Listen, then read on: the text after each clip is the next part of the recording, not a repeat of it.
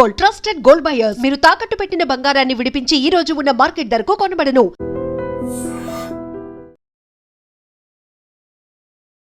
Ladies and gentlemen, welcome to burning topic in iDream media. నేను Priyadarshan. So ఒక అమ్మాయికి పెళ్లి చూపులే ఆమెకి మరణం తెచ్చిపెట్టిందంట. భద్రాద్రి కొత్తగూడెంలో జరిగింది ఈ విషయం. సో అమ్మాయిని కాబోయే పెళ్లి కొడుకే ఓయోకి తీసుకెళ్లి తర్వాత నేను పెళ్లి చేసుకోనని చెప్తే ఆమె మనస్తాపానికి గురై ఆత్మహత్య చేసుకుందంట. ఈ ఘటన గురించి కొంచెం డీప్గా మాట్లాడుకుందాం. మనతో పాటు సోషల్ యాక్టివిస్ట్ కృష్ణకుమారి గారు ఉన్నారు, మాట్లాడదాం. మేడం నమస్తే. నమస్తే. బాగున్నారా మేడం? బాగున్నా. సో ఫస్ట్ ఆఫ్ ఆల్, ఇలాంటి ఘటనలు అంటే ఇలాంటి ఇన్సిడెంట్స్ జరిగినప్పుడు మనం ఏం నేర్చుకోవాలి? అంటే యువతి పెళ్లికి ముందు తిరగడం అంటే తనకు కాబోయే భర్తే కదా అని తిరగడం తప్పయిందా? అది శాపం అయిందా? యువతలు ఏమన్నా కొంచెం సేఫ్టీ మెజర్స్ ఇలాంటి ప్రికాషన్స్ తీసుకోవాల్సిన అవసరం ఉందంటారు? ఇక్కడ మనం ఈ కేసులో ఆలోచిస్తే అతని మనస్తత్వం సరిగా లేదు. అది ఆ అమ్మాయి గమనించలేకపోయింది. ఇప్పుడు మనకి బిఏలు ఎంఏలు చదువుతాము, ఉద్యోగాలు కూడా చేస్తాము, అన్నీ చేస్తాము, కానీ మన పక్కనున్న మనిషి ఏంటి అనేది గమనించలేము. అట్లాగే ఇక్కడ కూడా సరే, పక్కనున్న మనిషిని గమనించలేకపోతే నష్టపోతే ఏదో వ్యాపారంలో నష్టపోతాం, లేకపోతే డబ్బులు అప్పిచ్చి నష్టపోతాం, లేదంటే ఇంకోటి ఏదైనా హామీ ఉండి నష్టపోతాము, లేదా 4 రోజులు స్నేహంలో అటు ఇటు తిరిగి టైం వేస్ట్ అయింది అనుకుంటాము, అంతటితో అయిపోతుంది.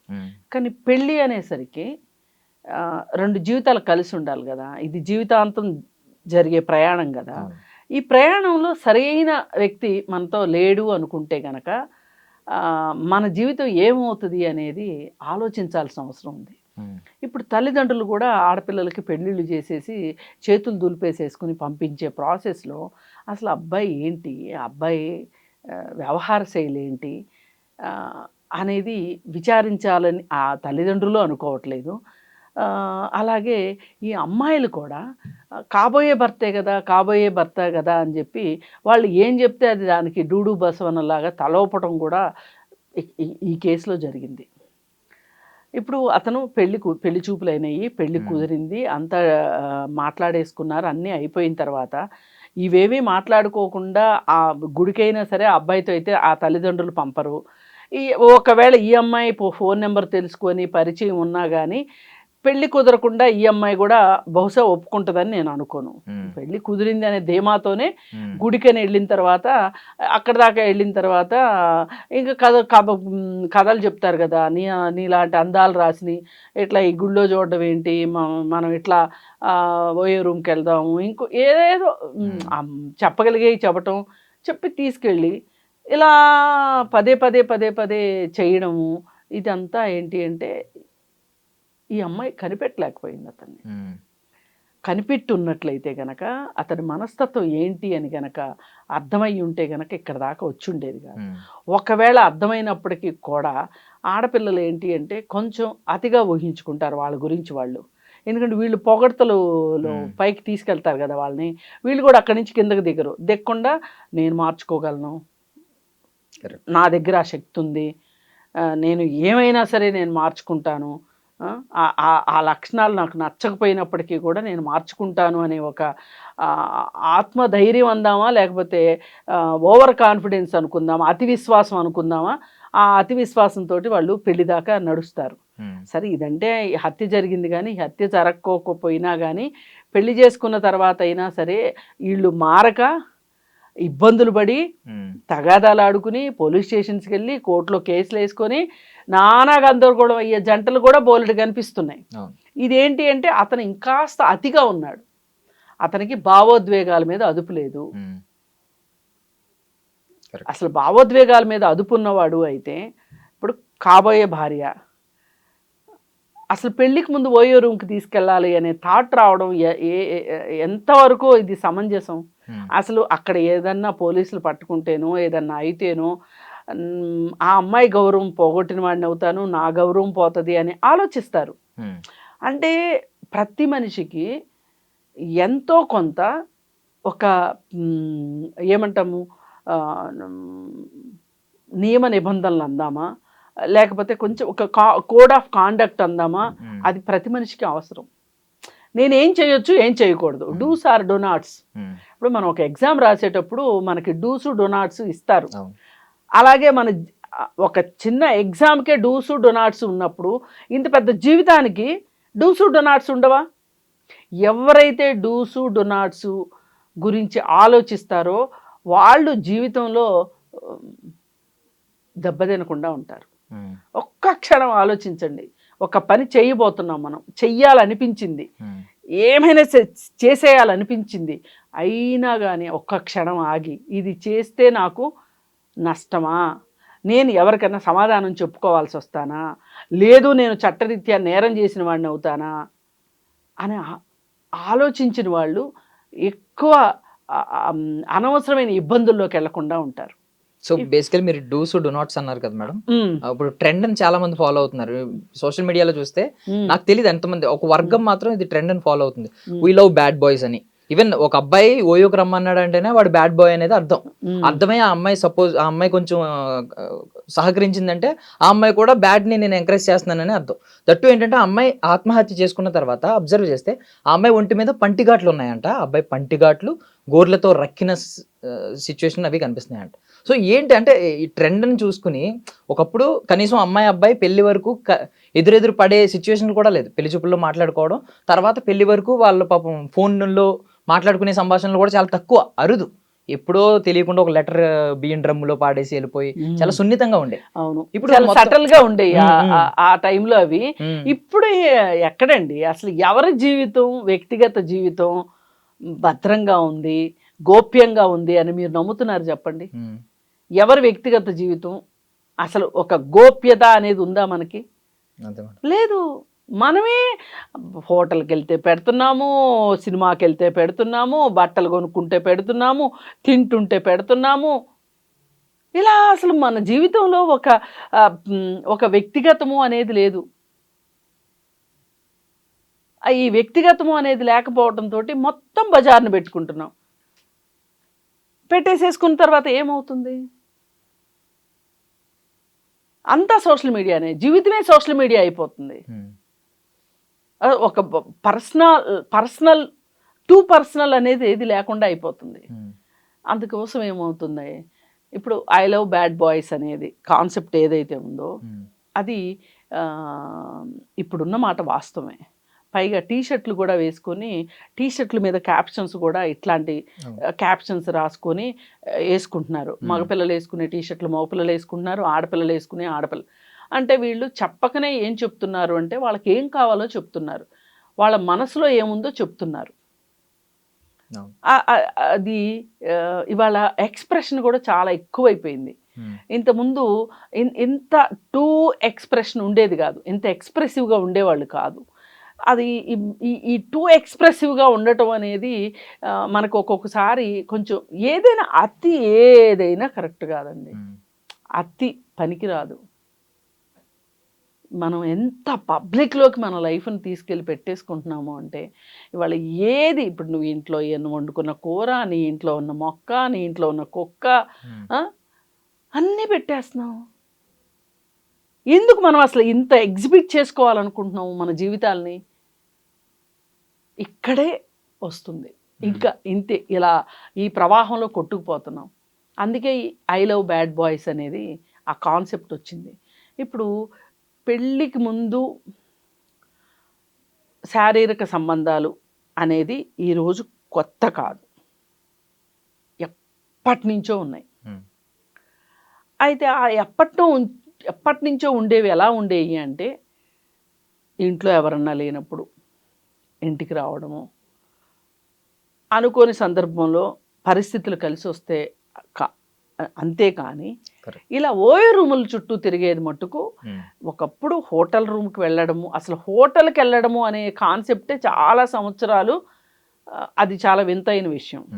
మామూలు భోజనాలకి వాటికి వెళ్ళడమే చాలా రేర్గా ఉండే ఒక పరిస్థితి నుంచి ఈవేళ పెళ్ళికి ముందు రిలేషన్షిప్ కోసం ఓయో రూమ్కి వెళ్తున్నారు అంటే ఇది ఎంత ముందుకెళ్ళిపోయారనుకోవాలా, లేకపోతే ఇంత బరితెగించేస్తున్నారు అనుకోవాలా, అర్థం కావట్లే. అయితే ఇక్కడ వచ్చిన ఇబ్బంది ఏంటి అంటే, సరే వెళ్ళారు, ఈ పెళ్ళికి ముందు శారీరక సంబంధాల గురించి, లైంగిక సంబంధాల గురించి ఇద్దరు ఒకేలాగా ఆలోచిస్తున్నారా? ఉన్నా పర్వాలేదు అని అతను అనుకుని, ఉన్నా పర్వాలేదు అని ఈ అమ్మాయి కూడా అనుకుంటుంది అనుకోండి, పేచీయలేదు. అంతగా అయితే పెళ్ళి బ్రేకప్ అవుతుంది, అంతే కదా. కానీ ఆ అబ్బాయికి ఉన్న వాల్యూ సిస్టమ్ వేరుగా ఉంది, ఈ అమ్మాయి వాల్యూ సిస్టమ్ వేరుగా ఉంది. అక్కడ వాళ్ళిద్దరికీ పొసకల. ఇప్పుడు ఆ అమ్మాయి ఏమనుకుంది, ఇతనితో నేను నన్ను ఎలా కాదంటాడు అనే ఒక ఉక్రోషం ఉంది. అలాగే నేను ఇతనితో శారీరక సంబంధం పెట్టుకున్నాను కాబట్టి ఇతన్నే పెళ్లి చేసుకోవాలనే భావన కూడా ఆవిడకి, అమ్మాయికి ఉండుండొచ్చు. అందుకే హర్ట్ అయిపోయి అతను నేను పెళ్లి చేసుకోను అనగానే సూసైడ్ చేసుకుంది. ఇక్కడ ఏది ఏమైనా ఆమె ఒంటిపైన ఉన్న గాయాల వల్ల కావచ్చు, లేకపోతే ఆమె సూసైడ్ చేసుకోవడం కావచ్చు, మొత్తానికి కారణం ఆ అబ్బాయే. అంతకంటే వేరే రీజన్ ఏమీ లేదు. మరి ఆ అబ్బాయి అయినప్పుడు ఆ అబ్బాయిని ఖచ్చితంగా అతన్ని శిక్షించాల్సిందే. శిక్ష అంటే ఏంటి, మన ఇండియన్ పీనల్ కోడ్లో ఏది ఉంటే అది, అంతకంటే ఏమీ లేదు. వేరే వేరే ఎన్కౌంటర్లు చేయమని కానీ, ఉరి శిక్ష వెయ్యండి అని కానీ నాలాంటి వాళ్ళు మాట్లాడరు. ఇది ఏదైనా సరే చట్టపరంగా అతని పైన ఉన్న, అతను చట్టరీత్యా ఏ సెక్షన్స్కి ఇముడుతుందా అతను చేసిన నేరం, అతను చేసింది అయితే నేరమే, చట్టరీత్యా నేరమే.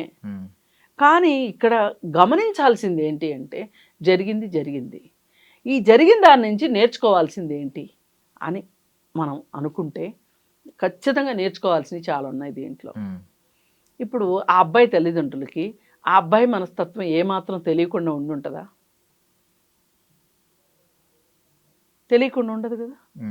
ఇంట్లో సెంటు బాటిల్ పెడితే సెంటు వాసన రాదు, సారా బాటిల్ పెడితే సారా వాసన రాదు, విస్కీ బాటిల్ పెడితే విస్కీ వాసన రాదు. అట్లాగే మీ అబ్బాయి కూడా, మీ అబ్బాయి వచ్చే వాసన మీ అబ్బాయి వస్తాడు. మరి తల్లిదండ్రులు ఎందుకు మా అబ్బాయి ఎలా అని తెలిసి కూడా పెళ్ళిళ్ళు చేస్తున్నారు అంటే, వీళ్ళ బాధ్యత వీళ్ళు, ఇంకెవరో ఒక ఆమె వచ్చి ఇతన్ని సంస్కరించాలి, సంస్కరణ చేయాలి, మనం రిలాక్స్ అయిపోవాలి అని తల్లిదండ్రులు అనుకొని వాళ్ళ బాధ్యత నుంచి వాళ్ళు తప్పుకోవటం కోసం ఇంకో అమ్మాయిని బలిపెట్టాలి అని వీళ్ళు అనుకుంటారు. అటు చూస్తే అటు తల్లిదండ్రులు ఈ ఆడపిల్లని ఎన్ని రోజులని కాపాడతాం, కన్నాం, పెంచాం, చదివించాం, ఇప్పుడు పెళ్లి చేసేస్తాం, ఇంకా మనం రిలాక్స్ అయిపోదామని వాళ్ళు. ఇటు ఈ అమ్మాయిలు కూడా వీళ్ళకి ఇవాళ ఒక సూపర్ హీరో కావాలి అంటే, ఒక నిబంధనని ఉల్లంఘించేవాడే సూపర్ హీరో అని ఫీల్ అవుతుంది, సూపర్ హీరో అని ఫీల్ అవుతున్నాడు.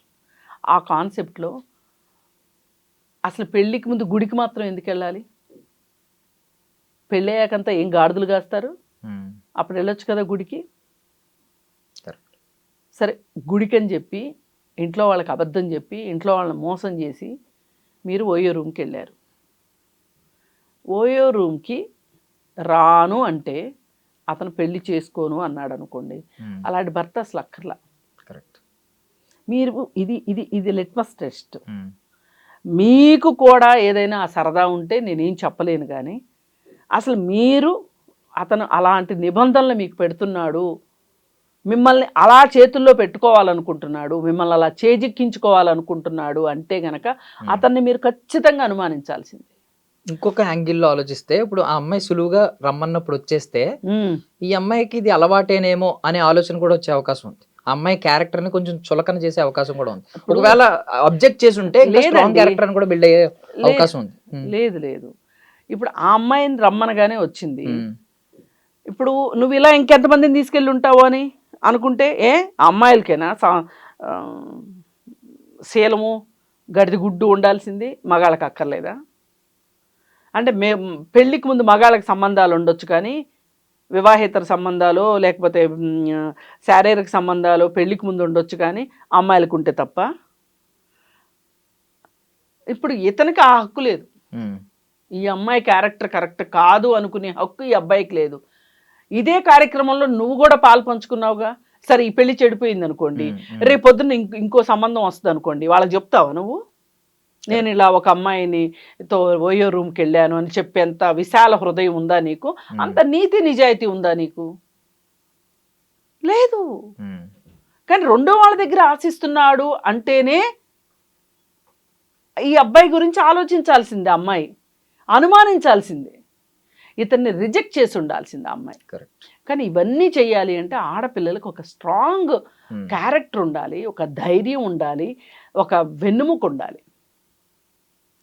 అవి లేనప్పుడే ఇట్లాంటి వాళ్ళ చేతిలో పడి చావు దాకా తెచ్చుకుంటారు.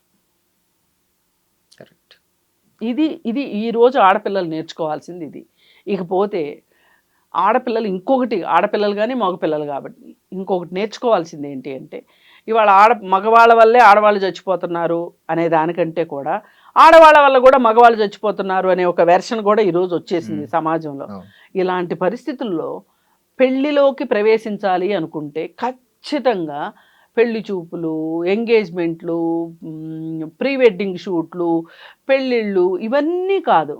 ముందుగా మీరు పెళ్ళి సెటిల్ చేసుకుందాము అనే దానికంటే ముందుగానే ప్రీ మ్యారిటల్ కౌన్సిలింగ్కి వెళ్ళండి. అప్పుడు అతనేంటి పెళ్ళికి ముందు ఓయో రూమ్కి తీసుకెళ్ళేవాడా, పెళ్ళైన తర్వాత పడక గదిలోకి తీసుకెళ్ళేవాడా అనేది తేలుతుంది. ఇక్కడ ఓయో రూమ్ అనేది ఎందుకు 10 సార్లు మాట్లాడాల్సి వస్తుందంటే అసలు అక్కడే మొదలైంది ఈ క్రైమ్. వాడి బుర్రలో ఉంది కరెక్టే, కానీ ఆ అమ్మాయికి తెలిస్తే వెళ్తుందా? ఏది ఇలా రక్కుతాడు, ఇలా నేను పెళ్లి చేసుకోను అంటాడు అంటే వెళ్తుందా? ఖచ్చితంగా వెళ్ళదు కదా. అందుకని ఈ ఓయో రూమ్ దగ్గరనే స్టార్ట్ అయింది కాబట్టి ఇలా ఆలోచించాల్సింది, వీడు ఓయో రూమ్కి తీసుకెళ్ళేవాడా, లేకపోతే నా వ్యక్తిత్వాన్ని, నా శీలాన్ని, శీలం అంటే శారీరక సంబంధాలే శీలానికి కొలమానం అనుకునేవాడా, ఇవన్నీ ఆ అమ్మాయికి అర్థమవుతాయి. అర్థమయ్యి ఈ ప్రీ మ్యారిటల్ కౌన్సిలింగ్లో ఇతను ఈ అమ్మాయికి తగిన వాడేనా, ఈ అబ్బాయికి ఈ అమ్మాయి తగిన అమ్మాయేనా. ఇప్పుడు సరైన భర్తే దొరకాలనేది కాదు, సరైన భార్య దొరకడం కూడా అవసరమే జీవితంలో. వీళ్ళిద్దరికి కంపాటబిలిటీ ఉంటుందా లేదా అనేది చూసుకోవాల్సిన అవసరం ఉంది. అందుకని ప్రీ వెడ్డింగ్ షూట్లు మానేసేసుకుని మీరు పెళ్లికి ముందు ఓయో రూముల చుట్టూ తిరగడం మానేసి ఖచ్చితంగా ప్రీ మ్యారిటల్ కౌన్సిలింగ్కి వెళ్ళండి. వెళ్ళి అప్పుడు మాత్రమే పెళ్ళిళ్ళు చేసుకోండి. అలాగే ఖచ్చితంగా ఇద్దరు ఉద్యోగం చేస్తుంటే ఇద్దరు శాలరీ స్లిప్లు ఇవ్వాల్సిన అవసరం ఉంది. అలాగే ఇద్దరు సిబిల్ స్కోర్స్ ఇవ్వాల్సిన అవసరం ఉంది. ఈ సిబిల్ స్కోర్ ఏం చెప్తుంది అంటే అతని ఫైనాన్షియల్ డిసిప్లిన్ చెప్తుంది. మెడికల్ రిపోర్ట్లు కావాలి. మెడికల్ రిపోర్ట్లు ఎందుకు కావాలి అంటే అతను శారీరకంగా ఎంత ఫిట్గా ఉన్నాడో తెలుస్తుంది. ఈ ప్రీ మ్యారిటల్ కౌన్సిలింగ్లో ఏం తెలుస్తుంది అంటే అతను మెంటల్గా ఎంత ఫిట్గా ఉన్నాడు, ఆమె కానీ ఆ అబ్బాయి కానీ, ఇవన్నీ తెలుస్తాయి. ఇవాళ పెళ్ళికి కావాల్సింది వంశాలు, అటేడు తరాలు, ఇటేడు తరాలు ఇవి కాదండి. ఇవాళ 7 తరాలు వాళ్ళ ఇంట్లో వాళ్ళకే గుర్తుండట్లా. మీరు చెప్పండి, మీ 7 తరాలు ఏంటో చెప్పలేను. మహా అయితే 3 చెప్తా నేనైనా. అసలు చాలా ఎక్సర్సైజ్ చేస్తే 4 చెప్తాను, అంతకు మించి చెప్పలేను. అందుకని ఈ కాన్సెప్ట్, పాత కాన్సెప్ట్లు తీసేసి ఇప్పుడు కొత్త కాన్సెప్ట్లు ఇవి. సిబిల్ స్కోర్లు, హెల్త్ రిపోర్ట్లు, ప్రీ మ్యారిటల్ కౌన్సిలింగ్లు, మెంటల్ ఫిట్నెస్లు, ఇవి కావాల్సింది. ఇప్పుడు ఒక బస్సు నడవటానికి దానికి ఫిట్నెస్ సర్టిఫికెట్ ఇస్తున్నారు. ఒక మనిషి జీవితానికి ఫిట్నెస్ సర్టిఫికెట్ వద్దు? కరెక్ట్. అప్పుడు ఇట్లాంటివి జరగకుండా ఉంటాయి. ఏది ఏమైనా ఇవాళ కొంచెం ఈ సోషల్ మీడియాలో నుంచి తలలు బయట పెట్టి వాస్తవ ప్రపంచంలో ఏం జరుగుతున్నాయో చూస్తే అమ్మాయిలకైనా అబ్బాయిలకైనా మంచిగా ఉంటుంది. Super. Thank you so much for your valuable time. Thank you. And don't forget to subscribe to iDream. And for more videos, please subscribe to iDream. Please subscribe to iDream. Please subscribe iDream. And please subscribe to iDream. For more videos, subscribe to iDream. please like, share and subscribe to the channel. Congratulations, iDream. Subscribe to iDream. Subscribe to iDream. So subscribe to iDream Media. iDream ki iDream team andarki huge congratulations. Please subscribe iDream Media. Please subscribe to iDream. Subscribe iDream. Please subscribe to iDream.